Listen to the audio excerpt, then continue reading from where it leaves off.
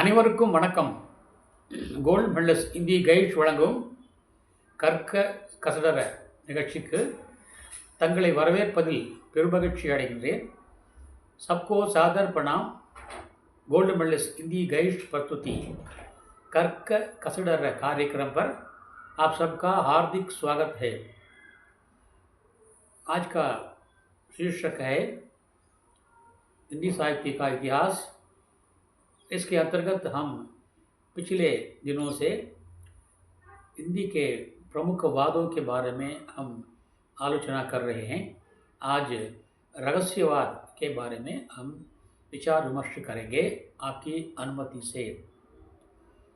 साधना के क्षेत्र में जो अद्वैतवाद है, साधना के क्षेत्र में जो अद्वैतवाद है, भावना के क्षेत्र में वही रहस्यवाद है. साधना के क्षेत्र में जो अद्वैतवाद है, अद्वैतवाद मतलब भगवान का, जीवात्मा का और परमात्मा का अलग अलग रूप नहीं है, वो दो नहीं है, एक है. द्वैत कहने से दो है, जीवात्मा एक है और परमात्मा एक है. अद्वैत बोलने से दोनों एक ही हैं. भगवान आदिशंकर ने इसका प्रतिपादित किया था, जो केरल के कालड़ी में पैदा हुए और भारत के चारों सीमाओं में अपना एक मठ स्थापित किया. उसे शंकर मठ कहते हैं, आपको मालूम होगा. इस प्रकार साधना के क्षेत्र में जो अद्वैतवाद है, भावना के क्षेत्र में वही रहस्यवाद है. சாதனா தவம் என்ற நோக்கிலே பார்த்தால் நாம் எதையெல்லாம் அத்வைத்தவாத் என்று சொல்கிறோமோ, இருமை அல்ல ஒருமை என்கிறோமோ, அதே உணவுகள் வாயிலாக பார்த்தால், அதை விளக்கினால் அதன் பெயர் தான் रहस्यवाद என்பது. प्रकृति के हर कार्यकलापों में जीवात्मा और परमात्मा को देखना रहस्यवाद है. यानी दोनों एक ही हैं. इस प्रकार चिंतन करना, उस चिंतन के अनुरूप रचना ये करना, उसी को हम रहस्यवाद कहते हैं. हिंदी में रहस्यवादी कवि अनेक हुए हैं. खास करके सुमित्रानंदन पंत, जयशंकर प्रसाद, सूर्यकांत त्रिपाठी निराला और महादेवी वर्मा. संक्षेप में से पापा सु माँ करेंगे. पापा सु माँ कहने से पंत, प्रसाद, निराला, महादेवी वर्मा, पापा सु माँ, ये चारों रहस्यवाद और छायावाद के स्तंभ, चार स्तंभ माने जाते हैं. किसी भवन के लिए स्तंभ की ज़रूरत है, तभी वो भवन खड़ा रहेगा. ये रहस्यवाद और छायावाद रूपी महल के लिए चार स्तंभ के रूप में खड़े हैं.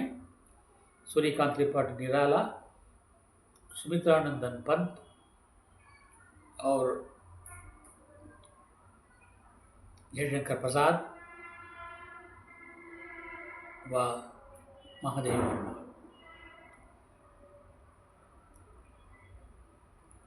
कबीरदास भी रहस्यवादी हैं.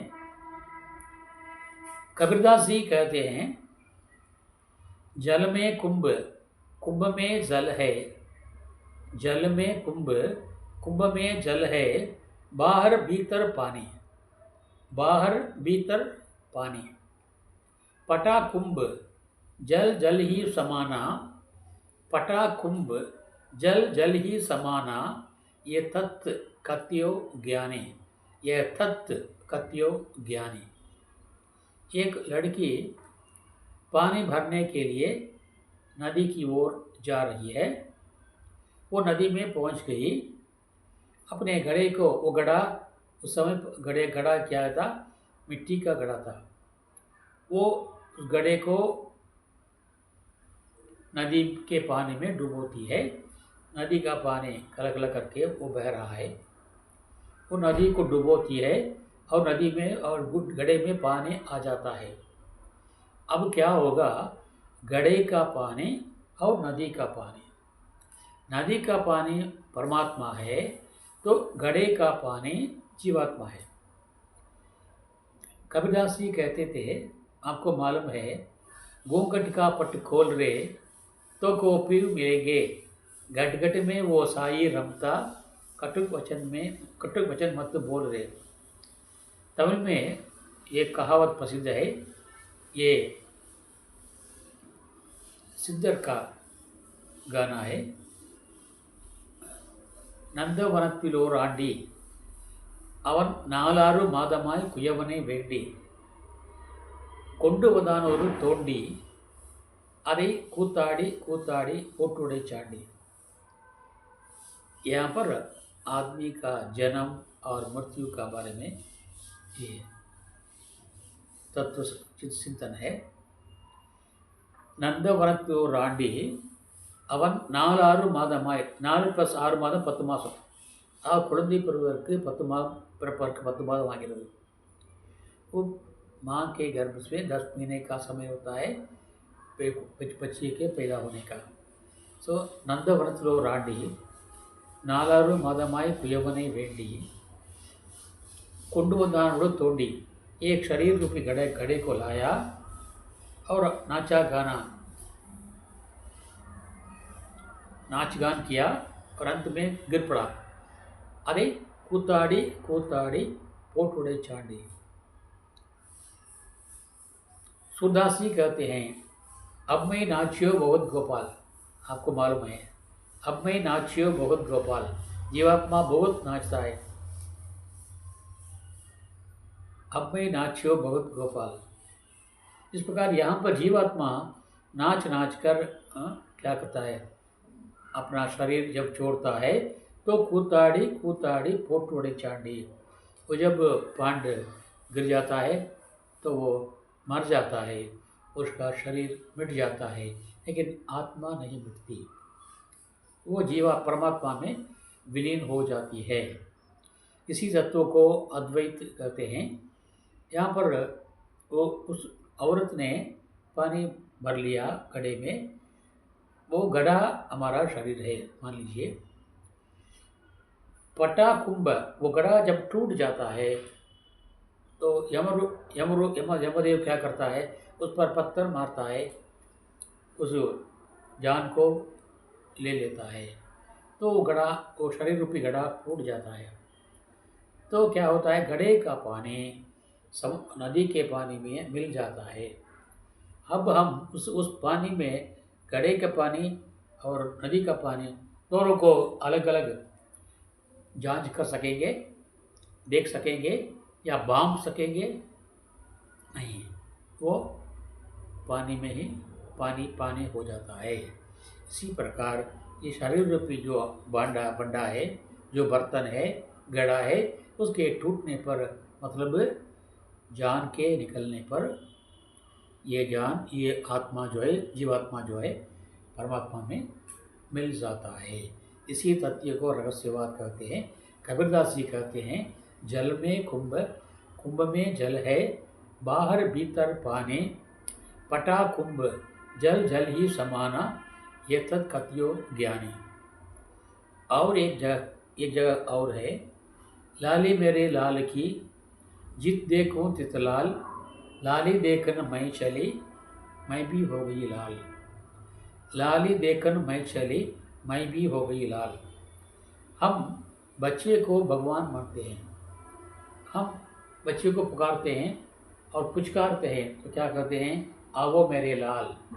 लाल का मतलब है प्यारा बेटा।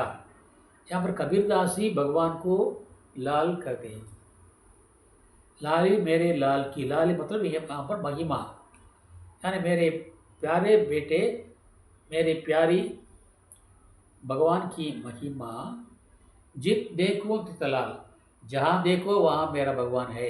सो हर जगह मेरा भगवान वास करता है, क्योंकि कबीरदास जी निर्गुण भक्त थे, भगवान का रूप नहीं मानते थे, इसीलिए कहते हैं जित देखो तितलाल, जहाँ देखो वहाँ मेरा लाल दिखाई पड़ता है, हर जगह दिखाई पड़ता है।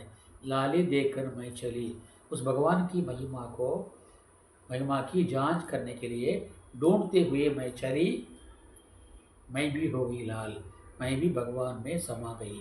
मतलब ये जीवात्मा उस परमात्मा से मिल जाती है, विलीन हो जाती है, लीन हो जाती है। इसी को कहते हैं रहस्यवादी तत्व। अच्छा, यहाँ पर कबीरदास जी मैं भी हो गई लाल कहते हैं। हो गई मतलब वो स्त्रीलिंग होता है। कबीरदास के विचार में परमात्मा पुरुष है और जीवात्मा स्त्री है। वो परमात्मा रूपी पुरुष की जीवात्मा रूपी स्त्री प्रतीक्षा करती है, तुम कब आओगे, तुम कब आओगे। इस प्रकार घर में बेटी वर की प्रतीक्षा में रहती है, घर वाले सब वर की प्रतीक्षा में रखते हैं, ढूंढते हैं मेरी बेटी के लायक वर कैसे मिलेगा, कहाँ मिलेगा, चिंता में रहते हैं। हर परिवार में माता और पिता इसी चिंता में रहते हैं कि हाय मेरी बेटी का क्या होगा, मेरी बेटी का पति कहाँ जन्मा है, वो कब आएगा, कैसे आएगा, ऐसी चिंता में डूबे रहते हैं। इसी प्रकार मैं भी डूबी रही परमात्मा को देखने के लिए, उससे मिलने के लिए। इसलिए कहते हैं मैं भी हो गई लाल। परमात्मा को देखते देखते खोज करते करते मैं भी भगवान हो गया, मैं भी उस परमात्मा में मिल गया। इसी तत्व को कहते हैं रहस्यवाद। यही तत्व हमारे जयशंकर प्रसाद जी ने भी अपना प्रसिद्ध काव्य कामायनी में कहते हैं। कामायनी आपको मालूम है बहुचर्चित महाकाव्य है। यहाँ भी इसमें भी भगवान परमात्मा स्त्री है और जीवात्मा पुरुष है। उस कामायन की कहानी में शुरू में क्या होता है, चित्ता सर्ग है, सर्ग का नाम भी लगा है चित्ता सर्ग। चित्रा माने कमल है। वो चित्ता सर्ग ये होता है देवलोक में देवों के अति अत्याचार के कारण प्रकृति नाराज हो गई। ये जो ब्रह्मांड है वो नाराज हो गई, तो वहाँ पर सुनामी आ गई। वहाँ पर सुनामी के आने की वजह से सारा शहर, सारा वैभव पानी में बह गया और ये देवलोक के वासी भी पानी में बह गए। वो मनु जो कहलाता है भारत का, जो तो पहला मानव कहा था ना मनु, वो मनु देवलोक से नीचे आया, बहते हुए आया पानी में। वो एक हिमालय की तराई में एक जो पेड़ था उस पेड़ से अटक गया। वो अटक कर वो रह गया, वो बेहोश पड़ा था। सुबह हुई तो उसे होश आई, तो उसने देखा, चारों ओर देखा, मैं कहाँ हूँ, कहीं हूँ, मैं कहाँ, पता नहीं कि मैं कहाँ पर हूँ। वो देखता है, चारों ओर देखता है, हर जगह नीचे पानी बह रहा है क्योंकि प्रलय है ना, सुनामी है ना, वो पानी बह रहा है। ऊपर का हिमालय पहाड़ है। दोनों को देखता है और तुलना करता है। तो यहाँ पर जयशंकर प्रसाद जी कहते हैं नीचे जल था ऊपर हिमता, नीचे जल था ऊपर हिमता, ऊपर हिमालय पहाड़ था, नीचे जल था, नीचे पानी था। अच्छा, दोनों क्या है, एक ही है। एक तरलता एक सघनता, एक तरलता एक सघनता, ஒன்று लिक्विडाக இருந்தது, ஒன்று திக்காக இருந்தது। उदाहरण के लिए फ्रिज में जब हम वो पानी को रखते हैं, क्यूब में पानी को रखते हैं तो पानी क्या होता है, जम जाता है और बर्फ़ हो जाता है। और उस बर्फ़ को जब बाहर निकालते हैं तो हवा के लगते ही वो बर्फ़ गल जाता है, पानी हो जाता है। तो पानी का बर्फ़ होना, बर्फ़ का पानी होना, ये चक्र है। इसी प्रकार जीव मरण का चक्र भी है। तो यहाँ पर प्रसाद जी पूछते हैं से जड़ कहूँ या चेतन, से जड़ कहूँ या चेतन। बर्फ़ जो है वो जड़ है पानी जो है चेतन है। वो पानी पहले बर्फ़ बनता है, बर्फ़ भी बाद में पानी बनता है। दोनों में कौन सा क्या फ़र्क है? से वो पूछते हैं, से जड़ कहूँ या चेतन। यहाँ भी रहस्यवादी तत्व है। और जीवात्मा परमात्मा से जब मिल जाती है तो यहाँ भी देखिए, हमारे तमिलनाडु में देखिए, தெய்வீக பதவி அடைந்தார், வைகுண்ட பிராப்தி அடைந்தார், காற்றிலே கலந்தார், அவருடைய इसे काटिले कलंदது, लता मंगेशकर की आवाज़ हवा में मिल गई। ऐसा न्यूज़ में आया था ना, आपने सुना होगा।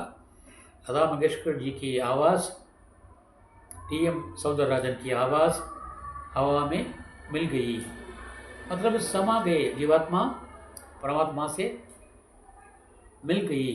इसी तत्व को वेदांती लोग क्या क्या बोलते हैं? अद्वैत की भावना बोलते हैं। हिंदी के साहित्यकार क्या कहते हैं?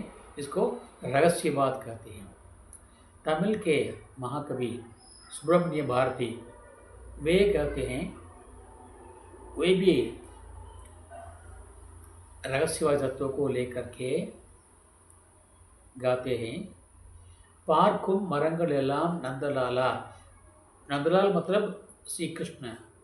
हे कृष्ण, मैं जब पेड़ों को देखता हूँ, जब मैं पेड़ों को देखता हूँ, तब मैं ये अनुभव करता हूँ, तब तू ही है।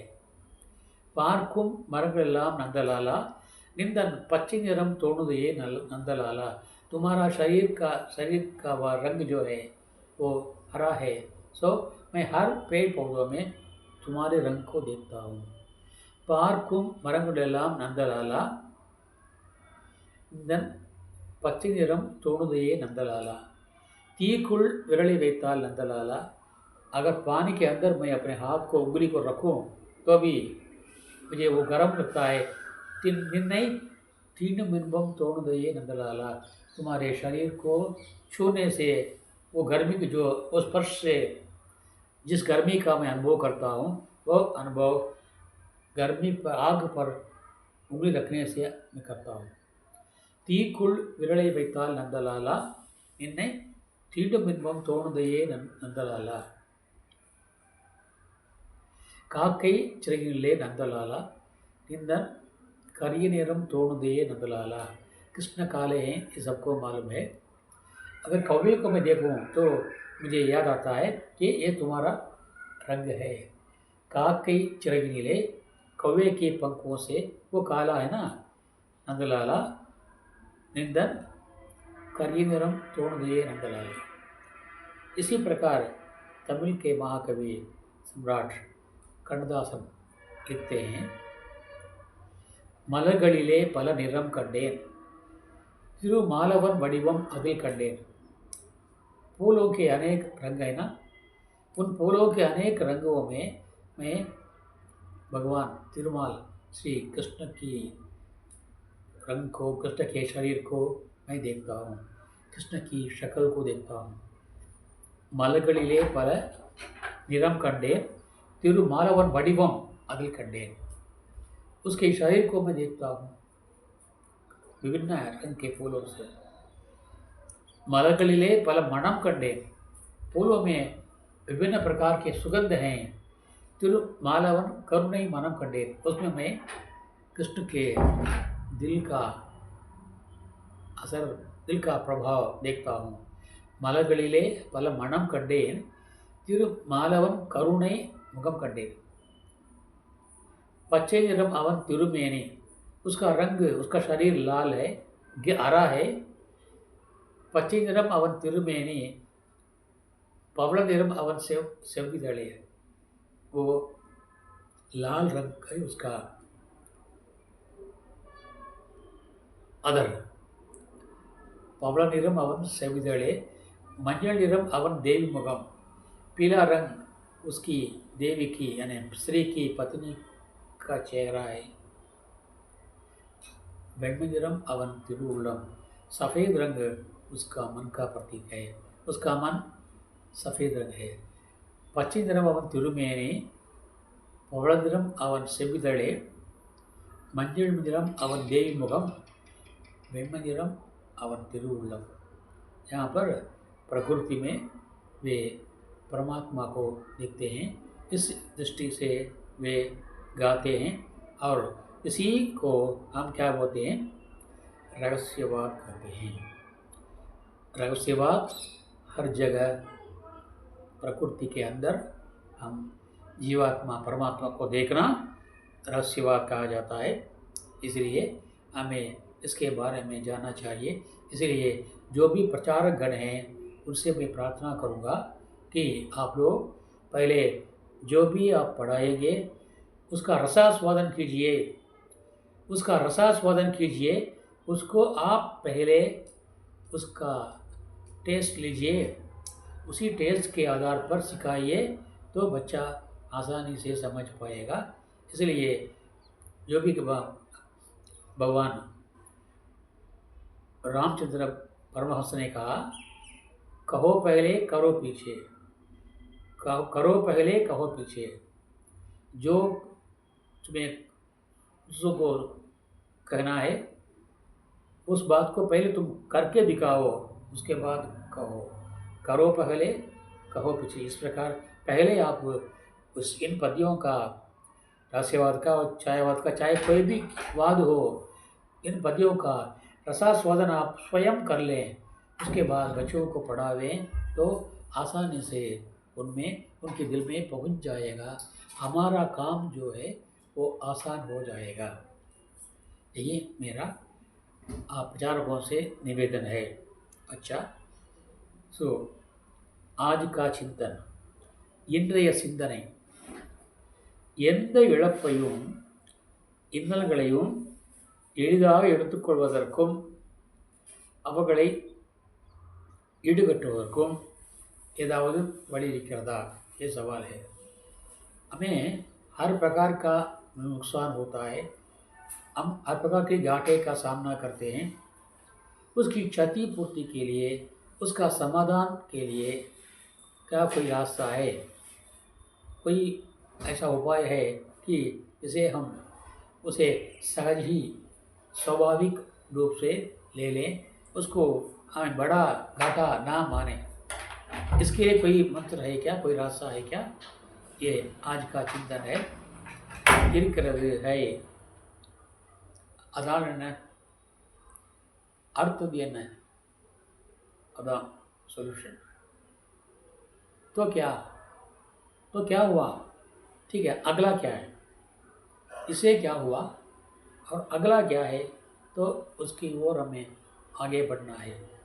உனக்கும் கீழே உள்ளவர் கோடி நினைத்து பார்த்து நிம்மதி நாடு என்றார் கவியரசர் கண்ணதாசன்। உனக்கும் கீழே உள்ளவர் கோடி நினைத்து பார்த்து நிம்மதி நாடு, काले इल्ला कालुक्कु सेरुप्पिल्लै एंदु कवलैपट्टु कोंडिरुंदेन। ये चीना पழमொழி, ये चीन की कहावत है। मैं चिंतित रहा कि हाय मेरे हाथों के लिए चप्पल नहीं है, जूते नहीं हैं। तब तक मैं चिंता में डूबा रहा, तब तक कि वो एक आदमी के पैर ही नहीं है। अच्छा, उसके पैर ही नहीं है तो भी वो जिंदा है, वो हंसा है, खुश है, प्रसन्न है, संतुष्ट है। हमें क्या गलती, हम तक पैर हैं, सिर्फ चप्पल नहीं हुई है ना, उसके लिए मैं क्यों रोऊँ, क्यों चिंता करूँ। காலுக்கு செருப்பில்லை என்று கவலைப்பட்டு கொண்டிருந்தேன், காலுக்கு செருப்பு இல்லையே என்று कवலைப்பட்டு கொண்டிருந்தேன், काले इल्लादवने काड़ुगिன்றவரே। इसलिए हमें ये सोचना चाहिए कि हमारे नीचे भी कोई हैं, हमसे बढ़कर नहीं, हमसे घटकर भी कोई हैं, उसको देख करके हम संतुष्ट हो जावें। उनक्कुम कीड़े उल्लवर कोड़ी निனைத்து பார்த்து निम्मति नाடு। इस प्रकार जो भी घाटे का सामना हम करते हैं, मुसीबत का सामना हम करते हैं, उसको करने के बाद हम ये कहें, ये सोचें, इससे क्या हुआ, ठीक है, चिंता करने से क्या होता है, तो आगे क्या करना है, आगे किस और कदम रखना है। अगर ये सोचेंगे तो ये सब चले जाएंगे, घाटा जो है उस सभी की क्षतिपूर्ति हो जाएगी। इसलिए आज का चिंतन ये है, இன்றைய சிந்தனை, எதையும் நாம் சரி போ, அதான் போனாலும் போட்டு போடா என்று பாடினார் கவியரசர். அதையும் எடுத்துக்கலாமா, போனாலும் போகட்டும் போடா என்று பாடினார் கவியரசர். அதனால் என்ன பரவாயில்ல, அடுத்து என்ன என்று கேள்வி கேட்டால் இந்த துன்பம் वध तुम मिलेगी उड़ो।